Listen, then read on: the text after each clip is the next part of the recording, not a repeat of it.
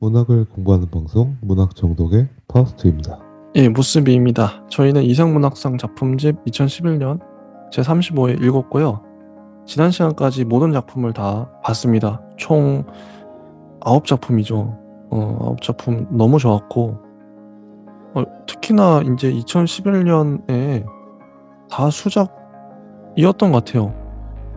고르게 좋았습니다, 저는. 하우스님 어떠셨나요? 전반적으로 다 좋지 않았나요? 저도 뭐 아주 종합 선물 세트를 받은 것처럼 네, 이렇게 한국 문학이 이렇게 훌륭하구나, 어, 그걸 다시 한번 느끼게 됩니다. 맞아요, 맞아요. 그러니까 해가 갈수록 작품들의 수준이 점점 더 상향 평준화된다 그럴까? 그런 것 같아요. 예전에 뭐 2001년 이럴 때는 좀 수준 이하, 물론 이제 느낌이겠지만, 아 이건 좀 별론데? 좀 시대에 뒤떨어지거나 뭐 그런 작품들이 보였던 것 같은데, 이제는 저는 이제 매 해마다 이제 작품 좋으면은 동그라미 치고 별표 치거든요. 다음에 또 보려고. 근데 요 모든 작품에 별표를 칠 수 있을 정도로 상향 평준화됐다. 어. 이건 뭐 이게 뭐 실제로도 그런 것 같아요. 해가 갈수록 다 잘 쓴다, 잘 쓰신다. 자, 이제 총평 시간인데요. 공지영 작가님의 맨발로 골목을 돌다, 이제 한 작품씩 한번 보도록 하겠습니다. 자, 대상 수상작, 파우스님 어떠셨나요? 이제 한번 한마디씩 해보죠. 아주 우리 시대에 필요한 작가라고 생각이 들고요. 특히나 사실 이 맨발로 골목을 돈다는 그런 문학성으로도 훌륭한 작품이었다고 생각이 듭니다. 좀 더 좀 더 훌륭한데, 좀 더 구체적으로 한번 어떤 부분이 좋았는지. 네. 특히나 사실 이런 어떤 풍부한 담론을 이끌기 위해서는 다양한 어떤 역사적인 어떤 사건이나 다양한 배경, 그리고 다양한 어떤 이야기들, 그리고 여기서는 또 김승옥 얘기도 있고, 진짜 이런 어떤 얘기들이 하나로 이제 합쳐져 가는 둥근 어떤 공처럼, 정말 이제 맨발로 어떤 골목을 돌면서 그 유리 박힌 어떤 세상을 고찰하면서 통찰하는 그런 지점이 아주 좋았다고 생각이 들고요. 특히나 이제 이것저것 이제 공지영 작가님이 또 쓰시는 어떤 스타일이 있겠지만, 특히나 여기서는 그 어떤 사회적인 관점이나 어떤 문학에 대한 관점이 가장 훌륭하게 돋보이는 작품이었다고 생각합니다. 어, 이거는 자기 이야기를 소설로 쓴 건데, 이게 소설과 현실의 경계가 무너지는 느낌? 그래서 안 좋은 작품이 있을 수 있죠. 허구와 실제를 무너뜨려서. 근데 이건 좋았다고 봐요. 사람들이, 웬만한 뭐 독자들은 공지영 작가님의 사정을 알 테니까, 현실의 사정. 근데 그게, 그래서 어떻게 보면 이 소설은 거칠어요. 전반적으로. 매끄럽진 않아요. 어떤 도자기 같은 느낌은 아닌데, 다큐만의 질감이 있죠. 그런 질감인데, 거칠, 거친데 진실해요. 진실의 힘. 그게 다큐의 힘일 텐데. 자기 얘기를 하고 있기 때문에, 아, 이건 누가 봐도 진실하고, 그게 또 힘이 있죠. 고통에 대한 얘기를 하고 있고, 수많은 에피소드들, 수많은 사람들, 뭐 위안부의 목소리, 그리고 북한에 끌려갔던 일본인의 목소리, 그리고 9.11 테러를 당할 뻔한 사람, 아프가니스탄의 근데 그 테러리스트들에게 잡혀갔던 어쨌든 그 목소리, 다양한 사람들의 목소리, 이건 되게 절망적인, 아우슈비츠 작가들, 다양한 작품들과 다양한 역사적 실제 사건들의 목소리가 다 담겨 자기 안에서 녹아진 거죠. 이 모든 것들을 직관적으로 다 풀어내고. 그래서 이 형식이 맞았다. 이 사건들을 이 운명이라는, 고통이라는 재료, 이 주제를 풀어내는데 이 형식과 내용이 일치한다. 근데 이걸 만약 다른 주제로 가져갔으면 또 이 형식이 안 좋았을 수도 있어요. 예, 근데 이건 좋았어요. 이 작품에서 절묘했고, 어, 묵직하죠. 이거 그거를 이제 운명과 고통을 해석해 나가는 그 작가만의 답도 운명에 저항하지 않고 마치 수능 파도를 타듯 순응하는 거죠. 운명이 이끄는 대로. 그런 메시지랄까? 또 어떤 이제 고통을 많이 겪어본 자의 자기 독백인 것 같아요. 그래서 좋았고, 그 다음 작품 진지한 남자. 예. 이건 어떻게 보셨나요? 진지한 남자 같은 경우에는 뭐 어떻게 보면 자신의 어떤 그런 고충뿐만 아니라 모든 어떤 작가, 연예인, 그리고 그런 어떤 동시대를 살고 있는 그런 어떤 상업성과 어떤 문학성, 어떤 이제 뛰어난 어떤 뭐 세계의 어떤 발판이 되려는 뭔가 이제 그 정점에 서는 이제 뭔가 사람들에 대한 아픔과 어떤 기억과 어떤 대중의 폭력과 어떤 치유가 되는 소설이라고 생각이 들고 하지만 뭐 이 진지한 남자는 이것도 공지영 작가님의 얘기 같아요. 자기 고백적 소설이랄까? 자기가 이미 일단은 연예인이 돼버렸으니까 어쩔 수 없죠. 유명인이 됐죠. 베스트셀러 작가가 돼버렸고. 그러다 보니까 언론이 나를 어떻게 다뤘는지, 그리고 주변 사람들이 나를 어떻게 대했는지, 내가 이렇게 하면 또 어떤 오해를 사고, 어떻게 행동하더라도 어쨌든 욕을 먹을 수밖에 없는 유명인. 그걸 잘 보여줬어요. 어, 정말, 아, 유명인은 이래서 힘들겠구나. 연예인들. 응. 이 진지한 남자에선 실제로 작품 전체가 이 화가보다는 화가를 둘러싼 루머들, 어떤 각종 소문들, 그러면서 화가가 어떻게 죽어가는지, 심리적으로나 뭐 여러 면으로 그런 것들을 잘 보여주고 있어요. 근데 좀 한 가지 단점이라면 너무 좀 문장이 좀 더 짧게 쓸 수 있지 않았을까? 압축해서 덜어낼 수 있지 않았을까? 그런 아쉬움이 느껴져요, 저는. 좀 더 심플하게. 근데 이게 좀 너무 장황해진 거 아닌가, 소설이? 그런 느낌이 들고요. 그다음에 이제 정지아 작가님의 목욕 가는 날. 어떠셨나요? 아주 뭐 그런 어떤 어, 그 어, 훌륭한 뭔가 얘기를 목욕을 한 어떤 하나의 장면으로 잘 이제 눌러서 썼다는 생각이 들고요.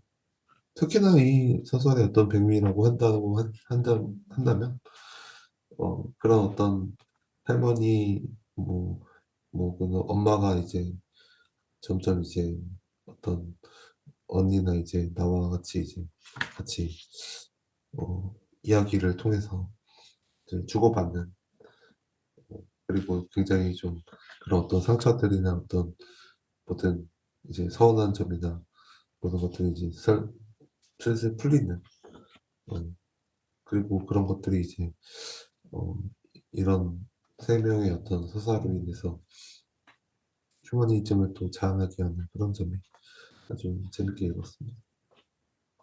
이 목욕 가는 날은 어, 새 모녀의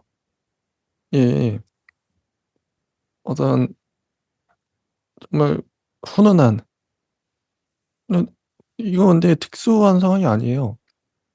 주변에서 우리가 익히 볼 수 있는, 우리 뭐 어머니나 친척들, 아니면 동네 아줌마 아저씨들 대화하는 거, 이런 거 수시로 목격하잖아요. 듣죠. 그때 느꼈던 감정, 그 정감을 그대로 되살렸다. 이것도 다큐스럽죠. 어. 그걸 잘 포착했고, 그 정감을 잘 살렸다. 대사가 거의 절반 이상인 것 같아요, 이 소설은. 그래서 아마 수상하게 되지 않았을까. 그러니까 어떤 가능성을 보는 거죠. 어, 우리가 이미 익히 알고 있는 한국적 정서. 외국인들한테 좀 낯설 수도 있을 것 같은데, 사투리도 나오고, 그대로 살리기 쉽지 않을 텐데요. 하여튼 이렇게만 해도 좋은 작품이 탄생하는구나. 우리 어머니의 목소리, 아니면 우리 이웃의 어떤 아주머니, 할머니의 목소리만 잘 살려내도 가족 애도 보이고요. 꼭 시류를 탈 필요는 없는 거죠. 한때 젊은 작가상 하면서 저는, 아, 그러면 나도 그럼 동성애 써야 되고, 페미니즘 써야 되고, 왠지 그래야 될 것 같은 그 압박이 있잖아요. 아, 요즘 작가라면. 이래야 상 타고. 근데 이게 꼭 그러지 않아도, 거기 상 타는 분들도 보면 자기가 이미 동성애를 하고 있어. 동성애자야. 그럼 쓸 수 있죠. 내 이야기인데. 더 잘 쓰겠죠, 당연히. 그럴 수 있죠. 근데 저는 아직까지 뭐 동성애를 지지하고 뭐 그런 거 있지만, 동성애란 주제는 저하고 멀거든요. 내가 그걸 쓸 수는 없을 것 같아요, 아직, 당장은. 못해요. 그거 조사 막 하고, 쓴다고 해도 많은 기사를 읽고 그래야겠죠. 당장은 이제 모욕 가는 날 같은 작품. 내가 쓸 수 있는 작품을 쓰는 게 그게 답이다. 나만이 할 수 있는 이야기. 그런 생각이 들어요. 정재하 작가님의 작품 보면서. 자, 김경옥 작가님의 빅브라더. 어떠셨나요? 굉장히 뭐, 그, 빅브라더라는 소설이 주는 어떤 유쾌한 어떤 감동과 같이 이제 무게감이 같이 실려서 이런 어떤 삶을 또 살고 있는, 고통을 또 짊어지고 있는, 그리고 어떻게 보면은 꿈을 이제 또 쫓아가는 그런 어떤 사람들에게 많은 위안과 많은 어떤 영감을 불러일으키는 소설인 것 같습니다. 네. 빅브라더 이 소설은 일단 재밌어요. 재밌게 잘 썼고, 근데 이게 글을 모으는 방식, 전개시키는 방식이 독특한데, 5번 형이 날죠. 형이 날았다. 이전 이 소설의 포인트는 그거 같아요.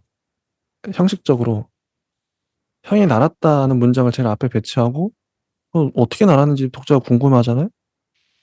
그거를 이제 계속 궁금하게 만드는 거죠.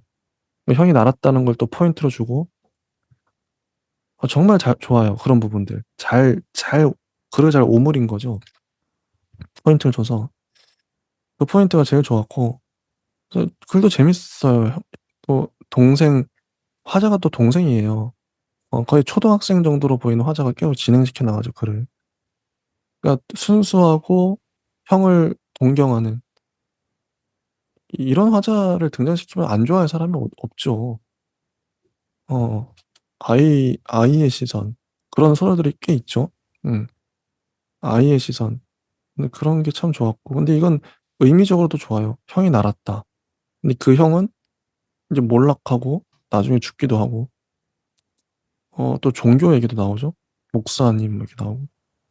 그런 상징적인 것들도 참 좋았고, 좀 고민해 볼 만한, 어, 수작입니다. 예. 자, 그래서 다음 작품은 전성태 작가님의 국화를 안고인데요. 어떻게 보셨나요? 뭐 아주 뭐 어떤 처연한 아름다운 감각에 뭔가 그런 그 애도의 방식에도 굉장히 잘 어울리는 그런 합장하는 어떤 풍경들이 어, 정말 어떤 흐드러지는 어떤 꽃 같은 그런 어떤 아름다운 소설이었어요.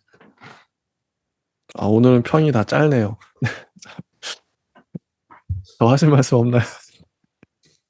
뭐 이 어떤 뭐 얘기들이 정말 하나의 어떤 완결된 어떤 형식처럼 뭐 자연스럽기도 하고 그런 어떤 형식을 잘 또 맞춰서 이제 하나의 어떤 문학의 그런 세계적인 어떤 보편성에 또 딱 맞는 어떤 느낌이 들어서요. 굉장히 그냥 딱 떨어지는 어떤 문학들이라고 해야 되나요? 그래서 아주 뭐 잘 읽고 아름다워요, 되게. 어, 아니, 실제로 제가 여기 평론을 읽어봤어요, 이번에는. 좀, 뭐, 짧긴 하지만.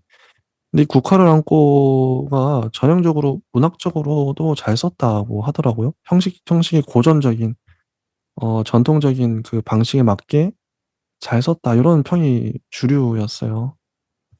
응. 평론가들이 좋아할 만한 전형적인 그 문학 형식으로 쓰여진 거죠.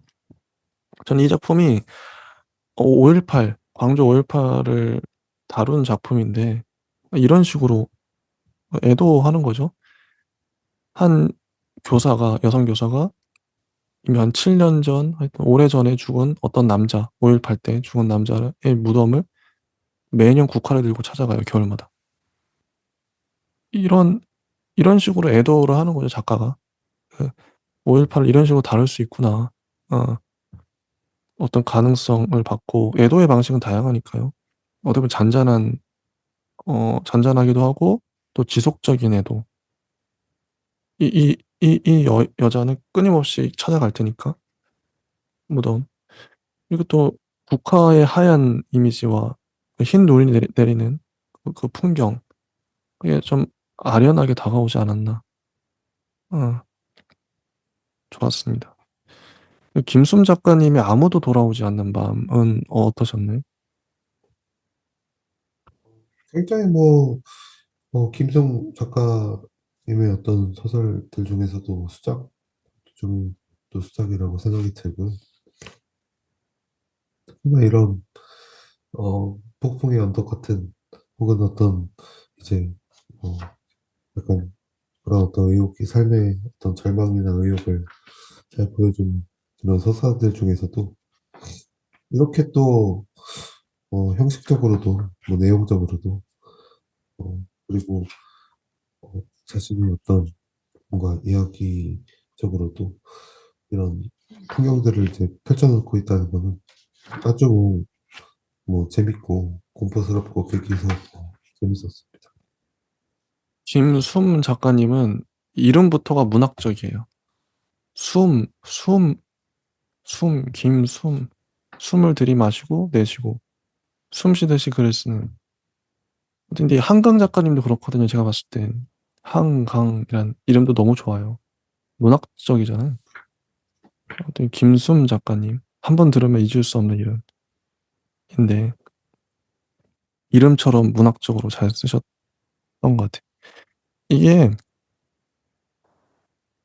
그 노인, 그러니까 시아버지도 집을 나가는데 안 돌아가. 산책 간 줄 알았는데 몇 시간째 안 들어오고 그 남편도 안 들어오고 202호 아줌마도 안 들어와요. 30만 원 받아야 되는데 이 세 사람이 끝내 안 들어오죠.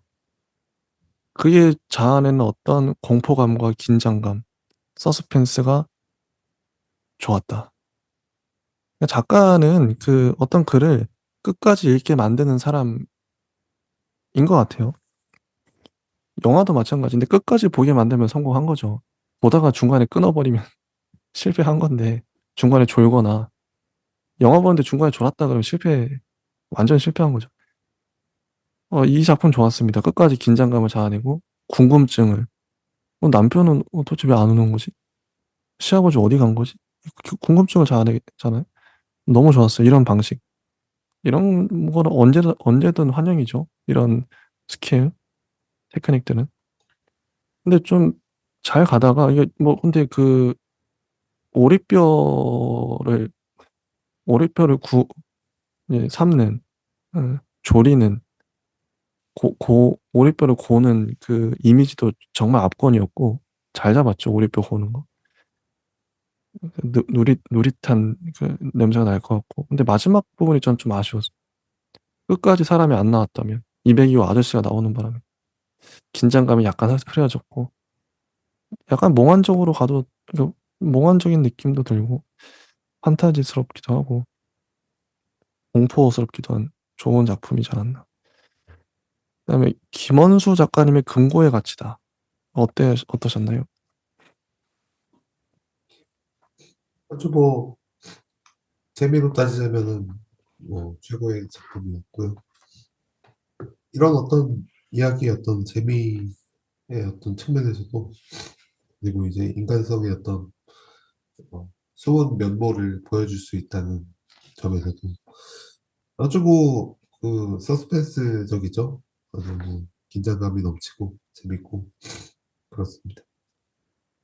예, 이 작품은 대중들이 가장 좋아할 만한 작품이에요. 근데 재밌죠. 그냥 재미있는데 좀 더 만약에 좀 더 밀어붙였다면 어땠을까 싶기도 해요. 진짜 대중적으로 갈 거면 좀 더 많은 뭐 반전에 반전을 줘서, 근데 금고 속에서 할 수 있는 게 딱히 많이 없거든요. 뭐 한정된 공간에 뭘 하겠어요, 세 사람이서. 근데 어쨌든 이 소설은 그래도 방향을 한 여자와 인제 좀 뭐 하는 식으로 해서 끌고 가는데, 이 성적 욕망으로 좀 더 많은 좀 반전에 반전을 넣었으면 어땠을까. 어. 그건 이제 작가의 역량이죠. 진짜 새로운 사건을 넣고, 그 밀폐된 공간에서의 뭔가 일어나는 건 또 재밌기도 하거든요. 세 사람이면 그 안에 또 보석도 들어 있잖아요.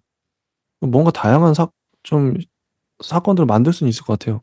이건 상상력의 문제인데, 아무튼 단편이니까 그런 거야 뭐 좀 아쉽긴 하지만 어쨌든 좋은 발상은 좋았어요. 금고에 갇혀 버린 도둑이 금고에 갇혀 버리네.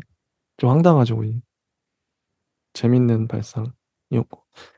자, 김태용 작가님의 뒤에, 이거 어떠셨나요? 어, 또 어떻게 보면은 이 시대에 또 필요한 어떤 그런 부조리와 뭐 해체주의적인 어떤 소설이 사실은 이렇게 주는 어떤 충격이 시에서도 이제 굉장히 또 많지만 소설로 이제 펼치게 되면 그게 또 상당하거든요, 이게 충격이. 그래서 이런 인식적인 어떤 충격을 주는 작품들은 항상 새로운 어떤 가능성을 보여주는 것 같습니다. 김태용 작가님은 진짜 2011 년에 발견이었어요. 뭐 다른 작가님 뭐 황정은 작가님이나 뭐 봉지영 작가님, 김순 작가님 알았죠. 근데 김태용 작가님을 처음 알았고, 이분 어 작품집, 소설집 사서 보고 싶은데, 다른 작품 어떻게 썼는지 궁금한데, 이런 작가님이었어요 전. 발견이죠. 글을 소설을 이렇게도 쓸 수 있구나. 어떤 실험적인 소설, 서사 방식. 너무 좋았습니다 그런 면에서. 가장 실험적이었고 요번 올해 작품 중에서 이런 작품이 많이 나와야 된다고 생각해요. 물론 대중적이진 않지만 너무 난해하기 때문에. 어 근데 평론가들이 좋아할 만한 소설이고, 이런 실험은 많을수록 좋다고 생각해요. 왜냐면 이런 실험들이 나중에도 주류라고 말하기도 웃기지만 그런 문학에도 영향을 주니까, 어떤 흐름에. 정말 분석할 지점도 많고, 특히 앞부분이 좋았죠. 중간부터 인제 서사가 나오는데 무에 대한 이야기, 그리고 뭐 소설에 대한 얘기, 메타 소설로도 볼 수 있을 것 같기도 하고, 어 너무 좋았어요. 그런 문장들, 그런 문체 좋았고, 이런 건 진짜 머리로 쓴 글 같은 느낌이죠.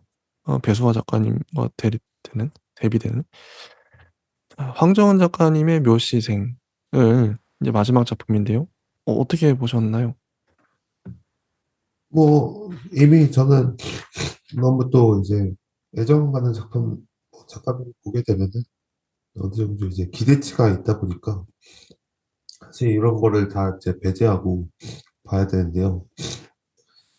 충분히 이제 뭐 그런 어떤 고양이로 이제 인간을 파악하는 그런 이제 파괴력과 다양한 상징을 또 이제 열린 상징을 집어넣는 어떤 그런 감각과 특히나 이 감각적인 것들을 되게 공고한 어떤 이미지를 화해해서 하나의 어떤 조각을 이제 하나하나 그리고 있고, 이를테면 뭐 그냥 그 공고한 어떤 그림을 이제 하나 뭐 그릴 수 있을 텐데, 여기서는 이제 청각적인 어떤 그런 이미지를 굉장히 잘 하는 작가라고 생각합니다. 음, 제가 알기로 황정은 작가님이 이상문학상 수상은 여러 번 하셨을 텐데 대상은 아직 못 받으셨나? 못 받으셨던 것 같아요. 음, 그 부분이 아쉽지만. 근데 묘시생 저도 이제 고양이 시각으로 인간을 관찰한다. 이건 되게 독특한 발상이죠. 인간이 아닌. 음, 그래서 좋았고 이건 뭐 발상부터 먹고 들어가는 설정이고 근데 그 고양이가 너무 서럽고 아프죠. 그리고 노인의 삶도 그렇고 근데 묘사를 정말 잘했어요. 음. 황정은 작가님 다운 문장들 참 좋았고 일단 다 봤는데요. 이제 저희만의 이 순위 베스트 뭐 이런 걸 뽑아 볼 텐데 파우스님 먼저 한번 작품 순위를 한번 말씀해 주시죠. 저는 뭐 맨발로 골목을 돌다, 뭐 빅브라더, 그리고 뭐 북한을 안고, 그리고 뭐 황정은의 저기 뭐지? 노 묘시생. 예. 묘시생, 김순 작가, 뭐 김태형 작가. 사실 어떻게 보면은 금고의 가치다도 좋긴 하지만 이게 좀 금고의 가치다 또 사실 제일 재밌는 작품이긴 하지만, 그 작품을 빼고 사실 아니 그 작품도 포함해서 이번에 아주 뭐 다 재밌게 봤기 때문에 음. 이번에는 좀 난감하네요, 사실 이게 다 재밌게 봐서. 그죠, 그죠. 네. 뭔가 이게 우열을 가리기가 저도 뭐 전반적으로 다 좋았어요. 좋았는데 그래도 좀 더 마음이 가는 그 작품들을 뽑자면 맨발로 글목을 돌다 이거랑 아무도 돌아오지 않는 밤 어 이거랑 뒤에도 꼽을 수밖에 없고 너무 독특한 작품이라 목욕 가는 날 그리고 빅브라더 묘시생도 좋았고요. 뭐 솔직히 저는 이제 뭐 국화를 안고랑 금고에 갇히다는 약간 이제 좀 음 요거 요거는 나머진 다 좋았던 것 같아요. 예.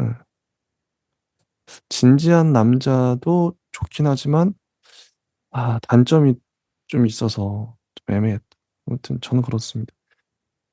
음 하우스님은 이게 2011년 작품 전반적으로 좀 어떠셨나요? 읽으시면서? 근데 이번에는 의미론적으로 뭔가 하나하나 어떤 세계의 어떤 보편적인 고전의 문학이랑 굉장히 일맥상통한 지점이 많은 작품들이 많았다고 생각이 들고요.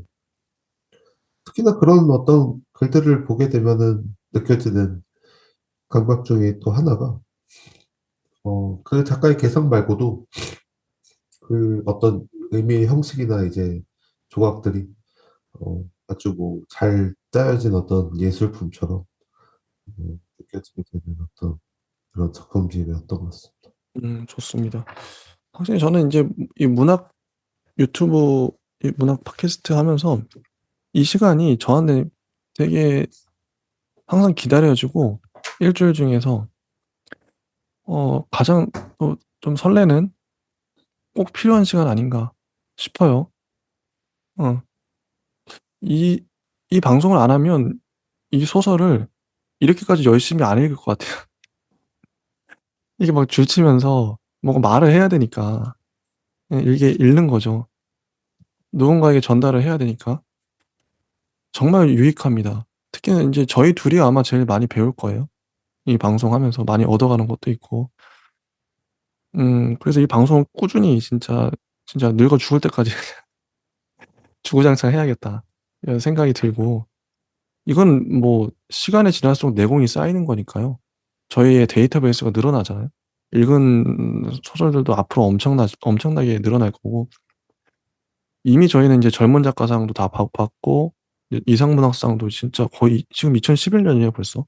좀 있으면 2022년까지 갑니다. 그러면 어마어마한 소설들을 본 거죠 이미. 그럼 우리가 할 말이 많고 우리 안에 또 공유되고 공감되는 것도 엄청 많잖아요. 야 우리 저번에 그거 봤지? 하면서 막 이렇게 얘기할 수도 있고 이런 관계를 만드는 게 저의 오래된 꿈이었거든요. 누군가 이런 문학 친구, 문우라고 하죠. 보통 소설가들은 문우를 갖고 있는 것 같아요. 이런 어떤 자기만의 어떤 동아리랄까? 어떤 합평하는 모임이 있어서 그 안에서 자기가 에너지를 얻고 또 새로운 시각을 또 발견하고 어, 배우기도 하고 그렇겠죠 보통 작가들. 근데 이제 우리도 이제 우리만의 작가 모임을 만들어서 하고 있는 건데 나름 정말 좋아요. 어, 이게 또 여지가 된다면 뭐 진짜 마음이 맞고 뜻이 맞으면 시간도 맞으면 뭐 한 사람 더 또 한 사람 더 해서 한 서너 명 하면 더 좋겠죠. 근데 전 두 명도 이렇게 만난 것도 정말 어렵더라고요. 이렇게 시간 내서 너무 기쁘고 요즘 너무 행복하고 해서 이 시간이 저를 그래도 붙들어주는 것 같아요. 내가 문학 유튜브 녹화를 해야 되니까 소설을 읽어야지 하면서 일주일을 버티면서 살아내는 거죠. 자, 2012년 내년에는 대상 작가가 김영하 작가님입니다. 이분 김영하 작가님 너무 좋아요. 저 좋아하는데 참 잘 쓰시고 저는 궁금해요. 도대체 어떤 작품으로 대상을 타셨을까? 대상작은 항상 기대가 되죠. 정말 기대되는데 도대체 어떻게 쓰셨길래 대상을? 정말 기대됩니다. 저희는 그러면 또 다음 주에 어, 김영하 작가님의 대상 작품을 들고 또 찾아뵙도록 하겠습니다. 혹시 뭐 하실 말씀 있으실까요? 뭐 일단은 뭐 이런 작품들이 이제 많이 있다는 것만으로도 이제 항상 감사한 일이고요. 맞아요. 재밌죠. 또 읽으면서 행복하고. 그리고 뭐 요새 뭐 다양한 어떤 뭐 전쟁 이슈나 혹은 뭐 물가 이슈나 여러 가지 이제 힘든 상황들이 있어서 또 이제 그런 뭐 스트레스 때문에라도 사실 이제 이런 다양한 어떤 갈등이나 다툼이 이제 또 전이가 또 되는 것 같은 느낌이 또 드는데요. 사실 뭐 그런 거 없이 뭐 충분히 뭐 저는 예전부터 이 시대로 돌아간다면 나는 뭐 그런 편의점이나 놀이공원이나 뭐 아무것도 없는 어떤 그런 그러면서 살았겠구나 하고 좀 지나가거든요. 그래서 뭐 그런 것들이 이제 좀 같이 이제 이야기할 때 서로 이제 스트레스를 덜 받는 방향으로 그리고 굉장히 또 지금의 어떤 훌륭한 소설들이 이제 진수성찬으로 차려져 있으니까 이제 각자가 이제 또 좋아하는 어떤 방식으로 만남을 또 유지하면 좋을 것 같습니다. 맞아요. 소설을 읽는 게 힘이죠. 저는 좋은 작품을 읽으면 힘이 나더라고요. 그 자체로 힘이에요. 힘이 없을 때 이렇게 잘 쓴 작품을 보면 너무 막 힘이 막 불끈불끈 에너지 받는 느낌, 좋은 기운을 받는 느낌이어서 좋아요. 글로 힘을 받고 또 글로 힘을 주고 좋습니다. 예, 전 여기까지 하겠습니다. 예, 감사합니다. 감사합니다.